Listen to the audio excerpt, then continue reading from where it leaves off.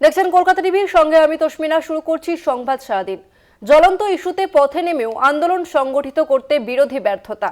মমতা জনমুখী তার সংখ্যালঘু ফ্যাক্টর। বাম কংগ্রেসের সাংগঠনিক দুর্বলতা। ২৬ নির্বাচনে কোথায় এগিয়ে তৃণমূল? সদ্য সমাপ্ত উপনির্বাচনে তৃণমূলের ৬-৬ আরও একবার প্রমাণ করেছে শাসক দলের জনসমর্থন। উল্টো দিকে প্রতিকূল পরিস্থিতিতেও তৃণমূল কংগ্রেসকে বিপাকে ফেলতে পারেনি বিরোধীরা। প্রতিপক্ষকে কোথায় পেছনে ফেলেছে শাসক দল?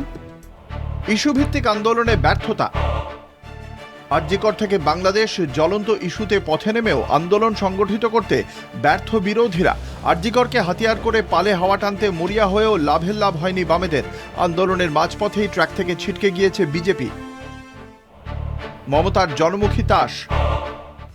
স্বাস্থ্যসাথী, যুবশ্রী থেকে লক্ষ্মীর ভাণ্ডার, কন্যাশ্রী, হালফিলের বাংলার বাড়ি প্রকল্পের বাস্তবায়ন নিয়ে একাধিক দুর্নীতির অভিযোগ উঠলেও এই জনমুখী তাসেই বারবার ভোট মেশিনে বাজিমাত মমতা বন্দ্যোপাধ্যায়ের। সংখ্যালঘু ফ্যাক্টর। ২৯৪ আসনের ১৪১টি কেন্দ্রে সংখ্যালঘু মুসলিম ভোটাররা নির্ণায়ক ভূমিকায়, যা মোট আসনের প্রায় অর্ধেক। ২১ বিধানসভা নির্বাচনে তৃণমূল এই ১৪১টি আসনের ১২৬টিতে জয় পেয়েছিল। বিজেপি মাত্র ১৪টি আসনে জয়লাভ করেছিল, একটিতে জয় পেয়েছিল বাম কংগ্রেস আইএসএফ জোট। সংখ্যালঘু ভোট ব্যাংক দখলে এখনও মমতার ধারে কাছে ঘেঁষতে পারেনি এরাজ্যের বিরোধীরা। অর্ধেক আসন ছেড়ে জয়ের আশা। হিন্দুদের সংগঠিত করে ক্ষমতা দখলের পুরনো স্ট্র্যাটেজি বিজেপির।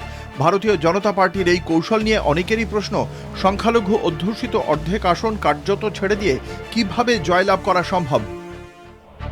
নির্বাচনী প্রস্তুতি শুরু। উত্তরবঙ্গে একগুচ্ছ কর্মসূচির মধ্য দিয়ে ২০২৬ নির্বাচনের প্রথম পর্যায়ের প্রচার সেরে নিলেন মমতা বন্দ্যোপাধ্যায়, যেখানে এখনও নিজেদের নেতৃত্ব বা সংগঠনই গুছিয়ে উঠতে পারেনি বিজেপি। দুর্বল বাম কংগ্রেস। তৃণমূল বিরোধিতায় বিজেপির থেকে এই মুহূর্তে বেশ কিছুটা পিছিয়ে বামেরা, আরও পিছিয়ে কংগ্রেস। দীর্ঘ ৩৪ বছরের ক্ষমতা থেকে লোকসভা বিধানসভায় শূন্য। বামফ্রন্টের চ্যালেঞ্জ মানুষের আস্থা ফেরানো। দিশাহীন কংগ্রেসও ২৬-এ দুই দল জোটবদ্ধ লড়াইয়ে সামিল হবে নাকি উপনির্বাচনের মতোই একলা চলো নীতিতে হাঁটবে, সেটাই এখনও স্পষ্ট নয়।